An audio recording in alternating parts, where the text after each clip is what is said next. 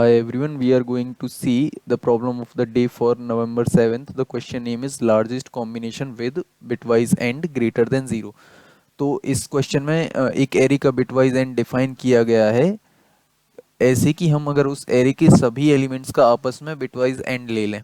जैसे कि अगर हमें ये एरे दिया गया है तो इस एरे का अगर हमें बिटवाइज एंड निकालना है तो हम इसके सारे एलिमेंट्स का आपस में एंड ले लेंगे जो कि यहाँ पे लिया गया है, राइट। और इसका आंसर 1 आ रहा है। तो इस एरे का बिटवाइज एंड की वैल्यू हो गई 1। उसके बाद अगर सिर्फ एक ही एलिमेंट है तो जो भी वो वैल्यू है वही होगा उस एरे का बिटवाइज एंड, तो इसलिए इसका एंड 7 है। अब हमें यहाँ पे एक एरे दिया गया है पॉजिटिव इंटीजर्स का कैंडिडेट्स नाम से, और हमसे बोला गया है कि हमें इसकी सारे कॉम्बिनेशंस को ट्राई करना है और उनके लिए बिटवाइज एंड को एवेल्युएट करना है। अब जब हम इस गिवन कैंडिडेट्स एरे के सारे कॉम्बिनेशंस निकालेंगे और उसका बिटवाइज एंड निकालेंगे तो हमारे पास बहुत सारे आंसर्स आएंगे, राइट। तो हमें उनमें से ऐसी मैक्सिमम लेंथ निकालनी है जिसके लिए जो बिटवाइज एंड की वैल्यू है वो ग्रेटर देन 0 रहे। यहाँ पे फाइनली इन्होंने ये पूछा गया है हमसे। तो देखते हैं एग्जाम्पल से समझते हैं। जैसे कि अगर हमें ये एग्जाम्पल दिया गया है तो इसमें अगर हम ये वाला कॉम्बिनेशन चुनेंगे 16 then 17 and then 62 and then finally 24, तो इसका जो बिटवाइज एंड कैलकुलेट होके आ रहा है वो है 16 और 16 ग्रेटर देन 0 है। तो यहाँ पे 4 लेंथ आ रही है तो इसलिए इसका आंसर 4 है। अब यहाँ पे ज़रूरी नहीं है कि सिर्फ यही कॉम्बिनेशन हो जो कि 4 दे रहा हो सी, यहाँ पे भी अगर हम ये कॉम्बिनेशन चुन लें तो भी हमें बिटवाइज एंड 8 मिल रहा है, right, which is greater than 0। हमें तो मतलब सिर्फ ग्रेटर देन 0 से है। तो इस केस में भी आंसर जो है वो ग्रेटर सॉरी 4 ही आएगा क्योंकि लेंथ जो है 4 है।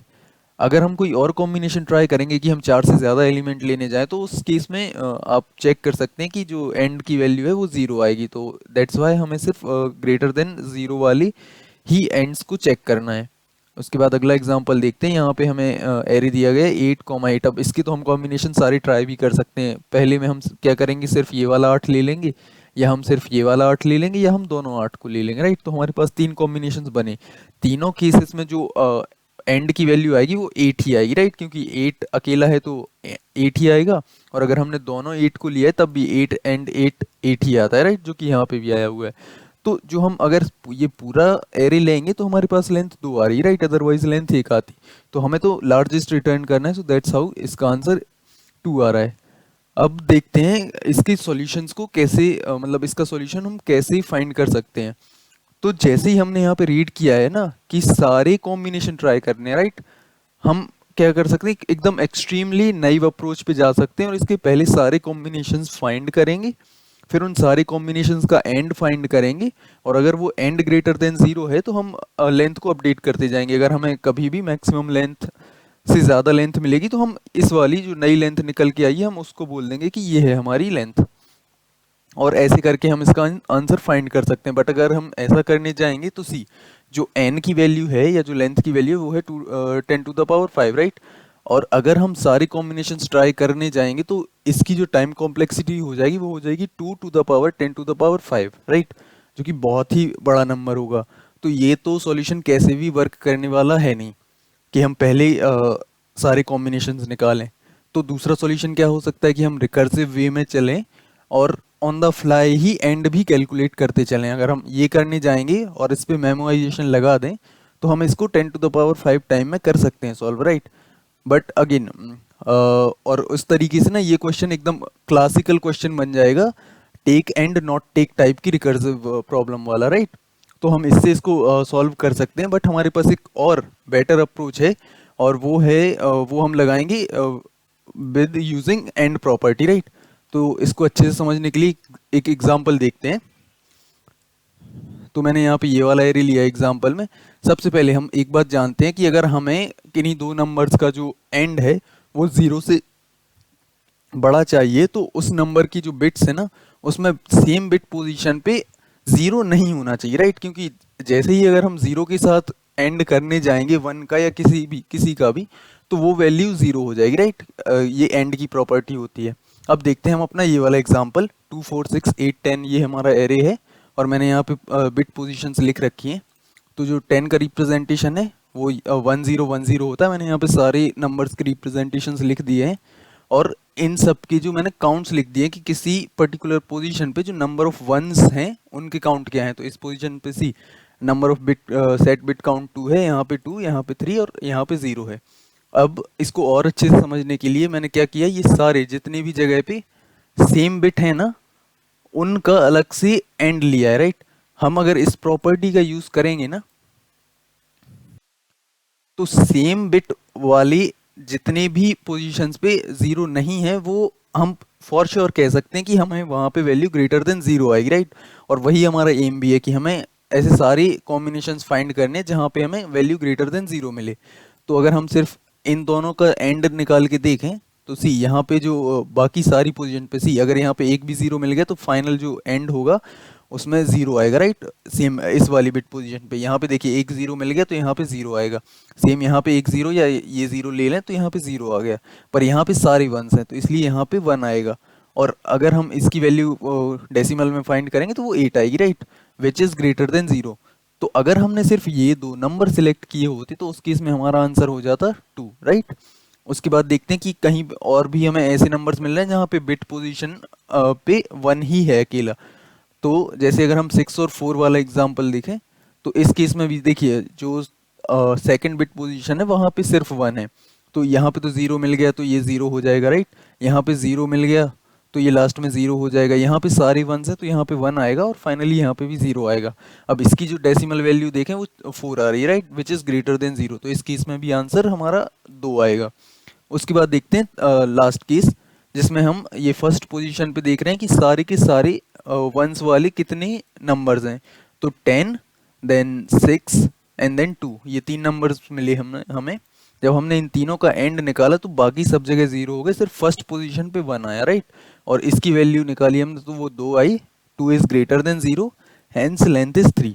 तो ये हमारा बेस्ट आंसर रहेगा, राइट, क्योंकि यहाँ पे हमें लार्जेस्ट एंड मिल रहा है जो कि ग्रेटर देन जीरो है।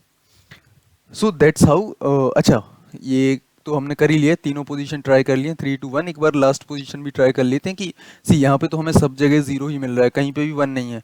अगर हम इन सब का एंड एक बार को निकालें भी तो वो ऑब्वियस सी बात है कि हमें एटलीस्ट एक जीरो हर पोजीशन पे आपको कहीं ना कहीं देखने मिल ही जाएगा, राइट। यहाँ पे ये रहा जीरो और यहाँ पे ये रहा जीरो, तो ये सारे जीरो हो गए और एंड में जाके जीरो इक्वल टू जीरो। तो ये तो हमारी मतलब कंडीशन को ही सेटिस्फाई नहीं कर रहा, हमें ग्रेटर देन जीरो चाहिए था, राइट। सो दैट्स हाउ, ये तो हम ले ही नहीं सकते आंसर में। तो यहाँ से हमें एक ऑब्जर्वेशन मिल गई कि सेम बिट पोजीशन पे अगर जीरो नहीं है तो एंड हमेशा जीरो से ज़्यादा आएगा, राइट।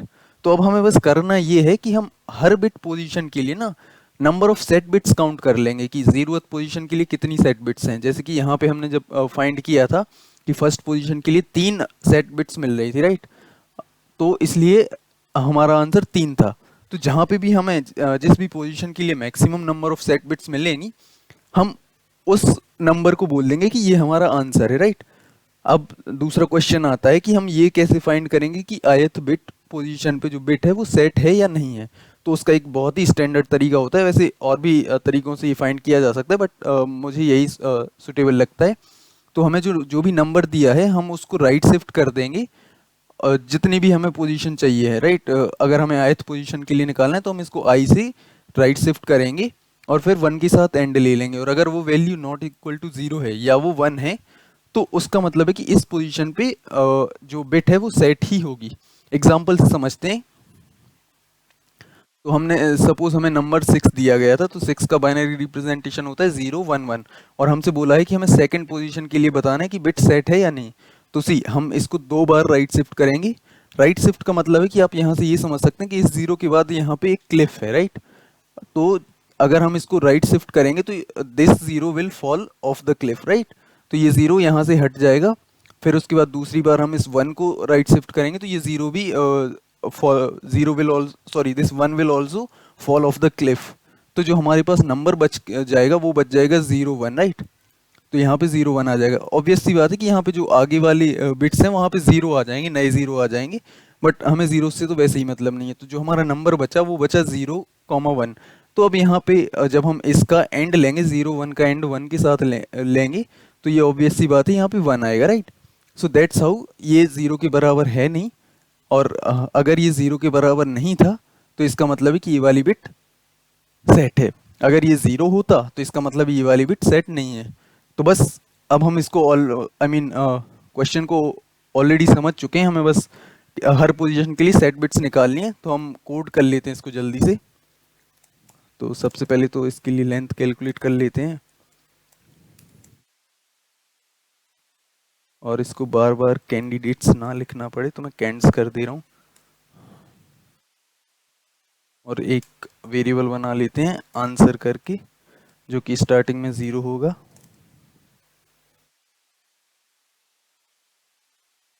अब हमें ये हर पोजीशन के लिए चलाना है, राइट। तो हमारे पास जो नंबर ऑफ पोजीशंस हो सकते हैं वो कितनी हो सकते हैं, जितनी हमारे पास बिट्स होंगी। और एक इंटीजर में मैक्सिमम बिट्स 32 हो सकते हैं। तो हम एक बिट या पोजीशन करके लूप चला देते हैं 32 टाइम्स। तो 0 से 32 टाइम्स, और it should be like this. और फिर अब हमें हर बार सारे नंबर्स पे आइटरेट करना है। और इस पर्टिकुलर जो भी हमारी इस वक्त पोजीशन है, हो सकता है कभी ये 0 रहेगी, कभी ये 16 रहेगी, तो हमें उस पोजीशन पे सारी बिट्स सेट बिट्स का काउंट निकालना है, राइट। तो एक वेरिएबल बना लेते हैं सेट बिट काउंट। इसको 0 से इनिशियलाइज कर दिया, और अब हम सारी नंबर्स पे आइटरेट करेंगे। तो 0 से हमें जाना है n तक। सबसे पहले नंबर निकाल लेते हैं, करंट नंबर क्या है हमारा। तो ये होगा कैंड्स ऑफ आई।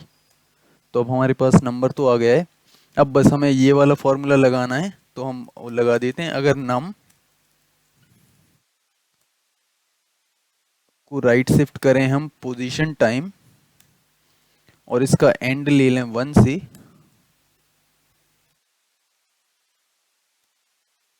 और अगर ये वाली वैल्यू 0 नहीं है तो इसका मतलब ये बिट सेट थी। तो हमें सेट बिट काउंट को इंक्रीज कर देना है।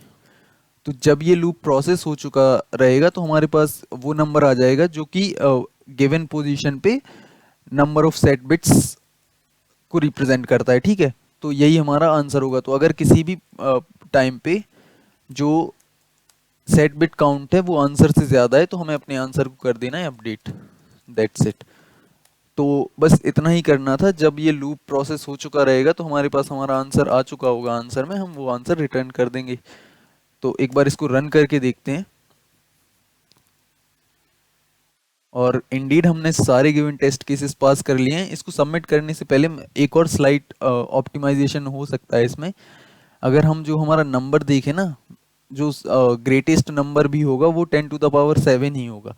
और अगर आप इसके लिए जो सेट बिट काउंट्स निकालेंगे ना कि इसके लिए कितनी बिट्स लगेंगी, तो 24 बिट्स में ही ये नंबर इजीली आ जाएगा। तो हम यहाँ पे इस लूप को 32 टाइम्स ना चला के सिर्फ 24-25 टाइम्स रन करेंगे, और तो भी हमें हमारा आंसर मिल जाएगा। तो इसको एक बार सबमिट करके देखते हैं। This should pass all the test cases. और indeed we have passed all the test case. Time complexity हो जाएगी 25 × n। स्पेस कॉम्प्लेक्सिटी की बात करें तो सी हमने कोई भी कंटेनर यूज नहीं किया है, so space complexity is O1। So yeah this is it for today's problem. See you.